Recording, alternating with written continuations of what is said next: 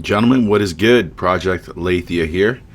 Project Aletheia. Love that name. One day I'll do a video about why I chose that, but until then, probably not interested. I understand. Tonight's video is going to be about men, in particular, the plight of young men. It's going to be about the plight of young men. What is going on with men? What are men? What are some of the big points? And I'll make more videos about this in the future. But what are some of the big things that young men are going through? Big things. And I'm just going to give you a few points here. Things that I know that these are kind of like the big ones. The first one is, and this is a big deal, is that about 80% of the population of men are invisible to women. Okay? I don't know if you've ever heard of the 80-20 principle, but it's a real thing. It's not that 20% of the men are even getting women. It's much smaller than that. It's probably more like 10, maybe 7, 8% of the men are getting the sexual interactions with women. And maybe like the 10, 15 are getting to marry them after they have parties and all this stuff after they go through their 20s. But the vast majority of men today are invisible to women, which means there's going to be problems in the future. According to Morgan Stanley, and I've said this in one of my other videos, that they published this article called The She Economy, or The Rise of the She Economy, and they said that 43% of women in the year 2030, in the ages of 20 to 30 and 40, are going to be without children and without husbands. So this is going to be a problem, and this is a problem not only for men, not only for women, but for society as in general. It's going to be a major problem. Okay, so plight number one: men are invisible to women. The vast majority of them. Okay, can you imagine living in society in a society where the other half of your human race isn't even interested in you at all? It's a really difficult thing for most men to be in. Number two, there's no vested interest in financially in society. The average man makes in between $45,000-$55,000 a year. You can look that up.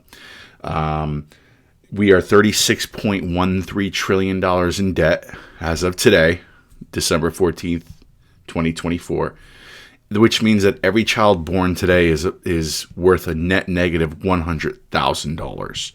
So men are not only experiencing the fact that women are not interested in them, but they're also born into a net negative worth, and they're only making, let's just say, $55,000 a year.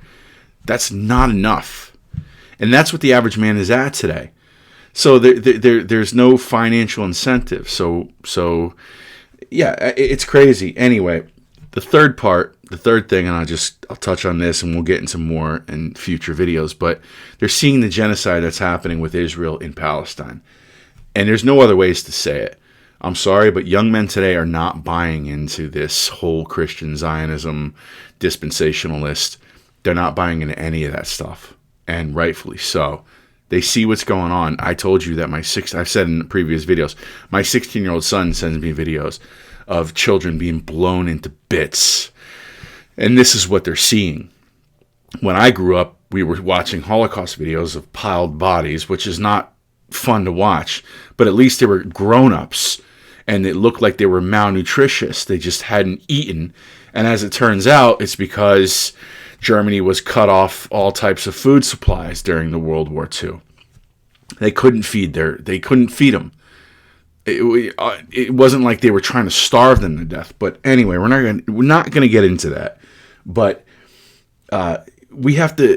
young men are seeing this genocide today, and they're growing up in a different world than boomers and older Gen Xers and older millennials like myself, guys in their late 30s and in their 40s, are starting to see this because we spent the first 25 years of our life believing one thing, and then right when we kind of hit our mature peaks, right when we started to become true men, information started coming out, and we were like, whoa, hold the horse. you kind of hit us younger Gen Zs, older millennials. I was born in 1980. I think it considers me a Xennial, but then they changed it. Literally, if you were born in 1980, you were considered a Xennial. I was of a different class, but we kind of like, we're seeing this. We're like, we could see the older generations, and then we could see the younger generations, and there's a major divide, and we're gonna have some major problems if we don't address this. So younger men, they're dealing the plight of younger men. Women are not interested in them, at least the vast majority. They're broke. They've inherited a whole system of debt.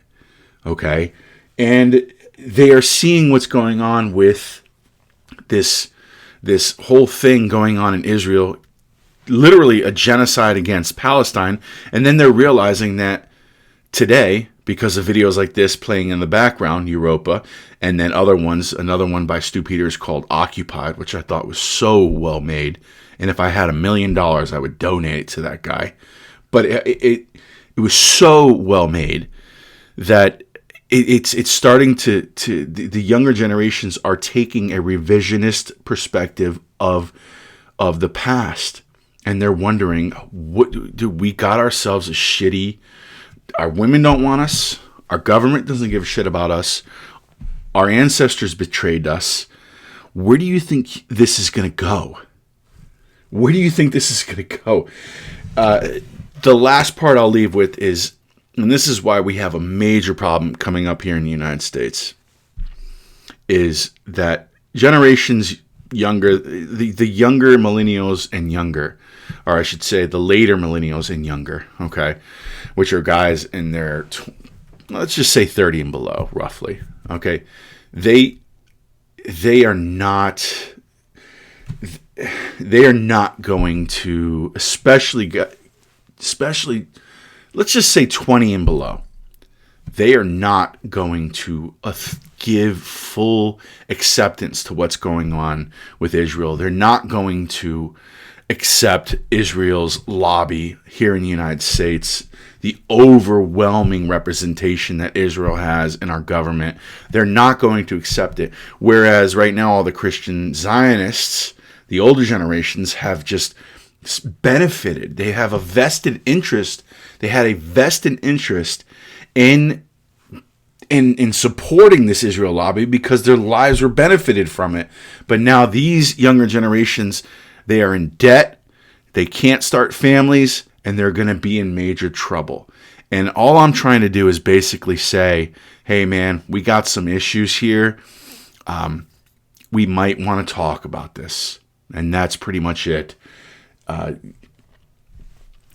younger generation is not going to freely give authority to Israel like the older one did. And that's going to be a problem because Israel is going to occupy positions of power here in the United States.